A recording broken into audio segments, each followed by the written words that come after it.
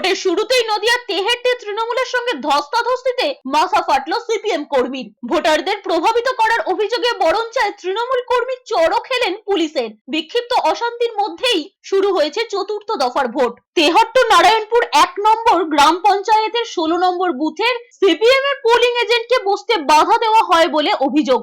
এই নিয়ে দুপক্ষের মধ্যে হাতাহাতি বেঁধে যায়। খবর পেয়ে ঘটনাস্থলে পৌঁছায় থানার পাড়ার থানার পুলিশ। বুথে বসতে বাধা দেওয়া এবং লাইন নিয়ন্ত্রণ করার অভিযোগ ঘিরে বড়োয়ার হরিবাটি শিশু শিক্ষা কেন্দ্রের 51 ও 52 নম্বর বুথে তৃণমূল এবং কংগ্রেস কর্মীরা ধস্তাধস্তিতে জড়িয়ে পড়ে। অভিযোগ পেয়ে তৃণমূল কর্মীকে সপাটে চড় মারে পুলিশ। পরে লাঠিচার্জ করে পরিস্থিতি স্বাভাবিক করা হয়। অন্যদিকে বেলডাঙ্গা কংগ্রেস এজেন্টকে বুথে বসতে বাধা, অবৈধ জমায়েত হটাতে কেন্দ্রীয় বাহিনীর জওয়ানরা লাঠি উঁচিয়ে তাড়া করে পরিস্থিতি নিয়ন্ত্রণে আনেন।